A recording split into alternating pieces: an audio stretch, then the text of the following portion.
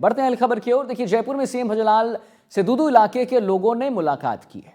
मुलाकात के दौरान लोगों ने कैबिनेट के फैसले पर खुशी जताई है। लोगों ने दूदू को फिर से जयपुर जिले में शामिल करने पर खुशी जताते हुए आभार भी जताया है सीएम का। फागी इलाके के देशराज प्रधान ने कहा है कि पूर्ववर्ती सरकार का दूदू ग्राम पंचायत को जिला बनाने का फैसला सही नहीं था। जिला बनाने से लोगों को कई समस्याओं का सामना करना पड़ रहा है। आज मुख्यमंत्री आवास पर आए थे। मुख्यमंत्री जी को धन्यवाद प्रेषित करने आए हैं कि उन्होंने दूदू जिले को हमारे को ख़त्म किया और हम लोगों की घर वापसी करवाई। हम सभी मुख्यमंत्री जी को और सरकार को बहुत बहुत धन्यवाद देना चाहते हैं।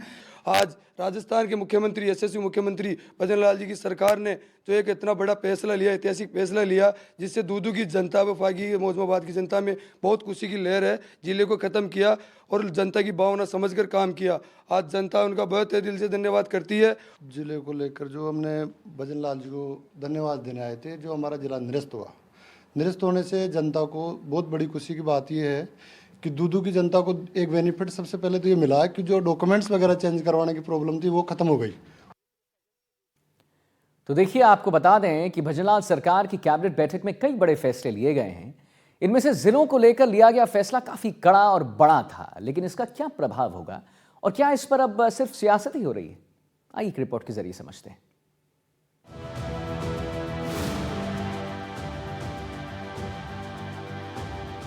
राजस्थान में 7 सीटों के उपचुनाव में से 5 सीटों पर मिली जीत से आत्मविश्वास से लबरेज भजनलाल सरकार ने जिलों और संभागों को लेकर चल रहे मंथन पर आखिरकार बड़ा और कड़ा फैसला कर ही लिया।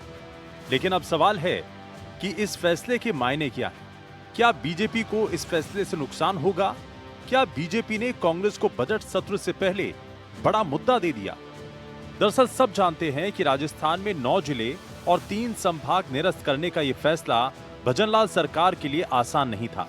लेकिन इस फैसले के जरिए मुख्यमंत्री भजनलाल ने अपनी मजबूत इच्छा शक्ति और कड़े फैसले लेने की दिशा में बड़ा कदम बढ़ाया है। ये जिले खत्म हो गए। दूदू, केकड़ी, शाहपुरा, नीम का थाना, गंगापुर सिटी, जयपुर ग्रामीण, जोधपुर ग्रामीण, अनूपगढ़ और सांचौर जिला खत्म किए गए। बालोतरा, खेरथल, तिजारा, ब्यावर, कोटपुतली, बहरोड, डीडवाना, कुचामन, फलौदी, सलूंबर 17 जिलों में से ये जिले बने रहेंगे। भजनलाल कैबिनेट के बड़े फैसले। सीकर, पाली, बांसवाड़ा संभाग खत्म किया गया। अब प्रदेश में सिर्फ 7 संभाग होंगे। राजस्थान में अब 41 जिले होंगे। 9 जिलों को खत्म किया गया है। 33 से बढ़कर 50 जिले किए गए थे। पिछली सरकार ने 17 नए जिले बनाए थे। ग्राम पंचायतों का पुनर्गठन होगा। ये अलग बात है कि राजस्थान में बीजेपी ये अच्छे से जानती है कि इस फैसले के जरिए उन्होंने बजट सत्र से पहले कांग्रेस को एक बड़ा मौका दे दिया है। लेकिन बीजेपी के थिंक टैंक ने कांग्रेस की इस चुनौती से निपटने के लिए पहले से ही तैयारी कर रखी है। यही कारण है कि कैबिनेट में लिए गए इस फैसले के बाद तुरंत मंत्रियों की बड़ी फौज कांग्रेस के आरोपों का जवाब देने के लिए मैदान में उतर गई है। सरकार के पास दलील है कि 9 जिलों और 3 संभाग को निरस्त करने का फैसला ललित के पवार कमेटी की रिपोर्ट और मंत्रिमंडल समिति के सुझावों के आधार पर लिया गया है। जिलों के पुनर्गठन का जो विषय था वो आज इस समय मंत्रिमंडल समिति ने, हमारे मंत्रिमंडल में निर्णय लिया गया है कि नवीन जो जिले बने थे वो नहीं रहेंगे और जो 3 नए संभाग बने थे वो नहीं रहेंगे। यानी हर पहलू पर अच्छे से विचार किया गया, लेकिन इसके बावजूद इस फैसले की अपने अपने तरीके से समीक्षा और आलोचना भी हो रही है। कहा जा रहा है कि बीजेपी ने इस फैसले के जरिए कांग्रेस के मजबूत गढ़ कहे जाने वाले शेखावटी को निशाना बनाया, तो वहीं पूर्वी राजस्थान पर विशेष मेहरबानी जाहिर की है।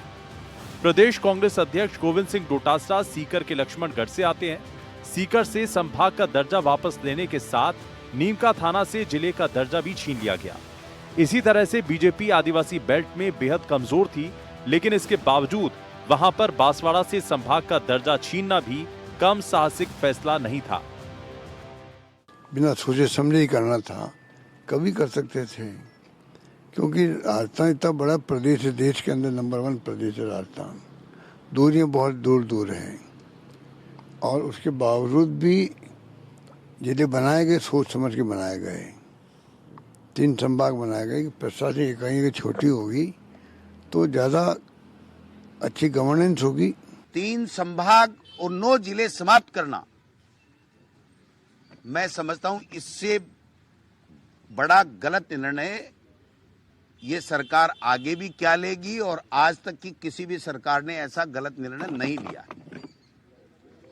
हम लोग जनता के साथ कंधे से कंधे मिला करके इनके इस अलोकतांत्रिक, विवेकहीन और पर्ची से लिए गए निर्णय के खिलाफ जन आंदोलन करेंगे। अगर आवश्यकता हुई तो हम माननीय न्यायालय की शरण भी लेंगे। वहीं जिला बनाने की घोषणा से कुछ दिन पहले ही कांग्रेस नेता रघु शर्मा के साथ बड़ी संख्या में कार्यकर्ता सीएम आवास पहुंचे थे और जिला बनने की सूची में केकड़ी का नाम शामिल हो गया था। ये तो अलग बात है कि दूदू की तरह कांग्रेस को केकड़ी में भी जिला बनाने का लाभ नहीं मिल पाया था और उस वक्त के मुख्यमंत्री अशोक गहलोत ने अपनी आखिरी बजट में 17 जिले और 3 संभाग बनाने की घोषणा की थी। बाद में नागरिकों की मांग पर 3 जिले और भी बनाए गए थे, लेकिन नोटिफिकेशन जारी नहीं हो पाया था।